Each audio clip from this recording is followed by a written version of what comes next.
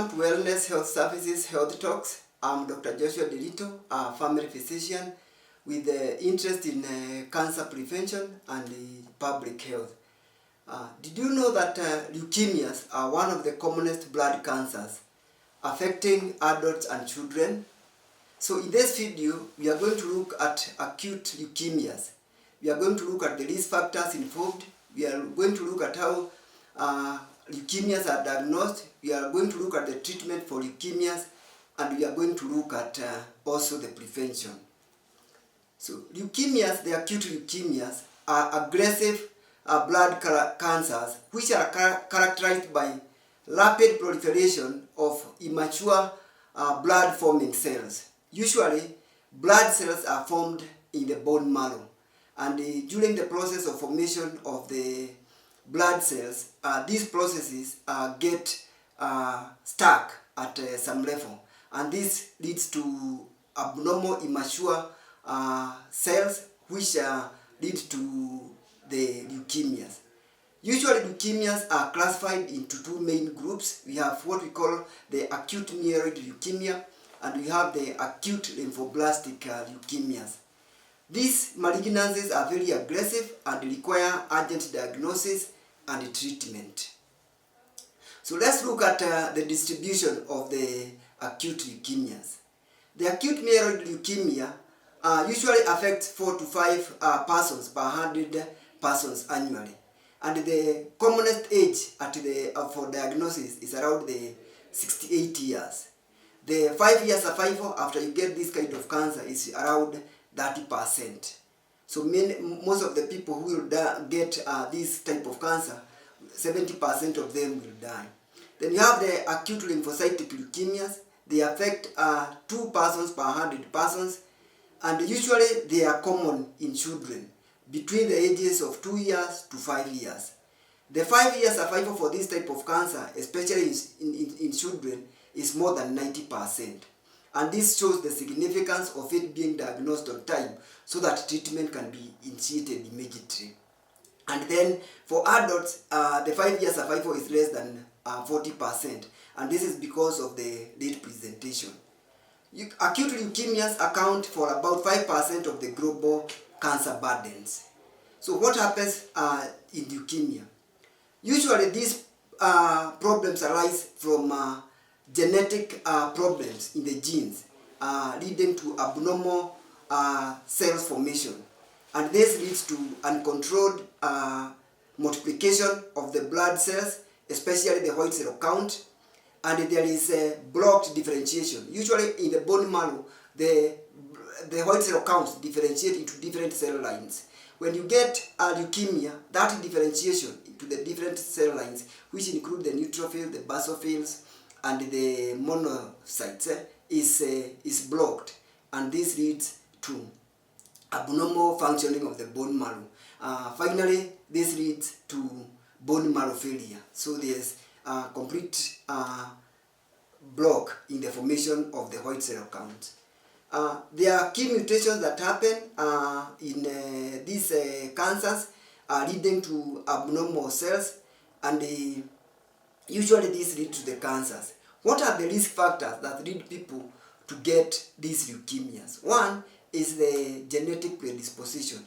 You find that people with some particular genetic disorder, like Down syndrome, where there is a problem with the gene number 21, then there is a higher likelihood of getting leukemia, and some other genetic syndrome, like one called Leigh-Flamen syndrome. Then you also have environmental exposures, like exposure to ionizing radiation, especially due to things like those who work in the radiology department. If you have consistent exposure to radiation, also exposure to radiation for various lesions, and then also exposure to benzene. Previous treatment, people who have been treated previously for cancers are at higher risk for undergoing these abnormal mutations from chemotherapy and also from radiation. Of course, we have lifestyle things that we are able to control on our own. Especially the biggest risk factor is smoking.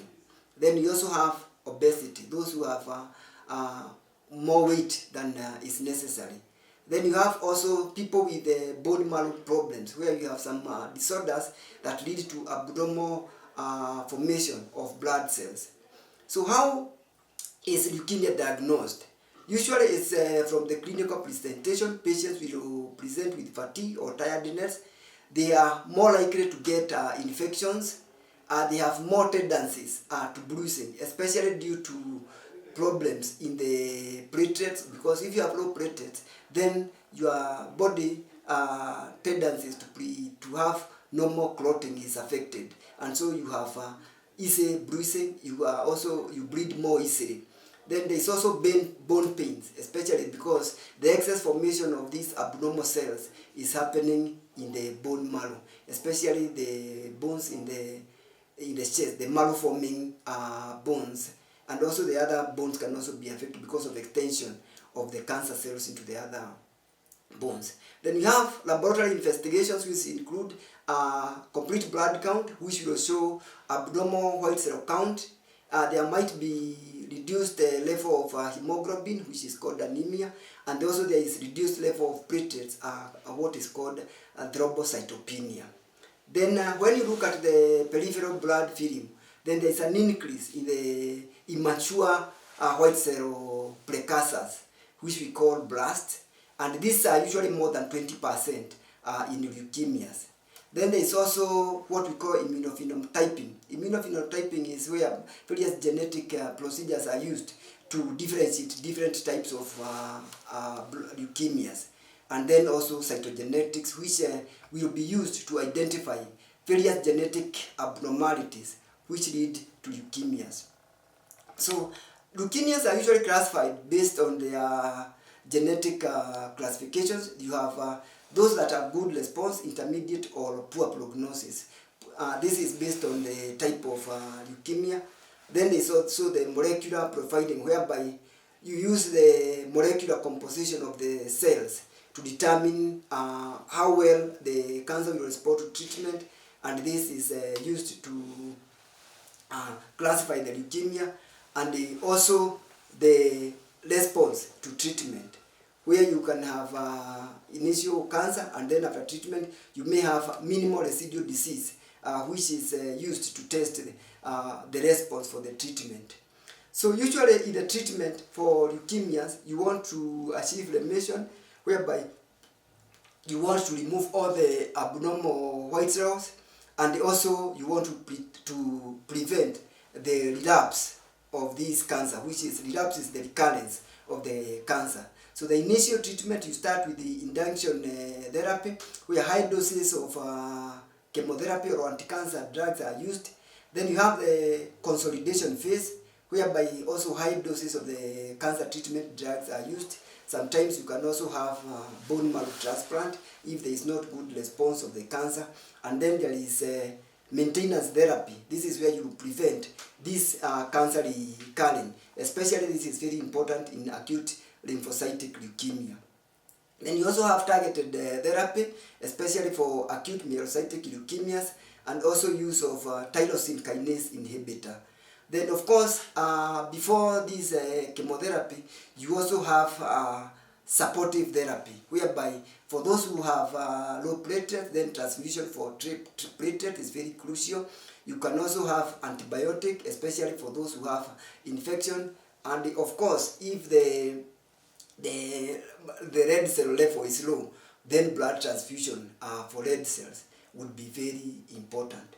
So how do you prevent yourself from getting leukemias?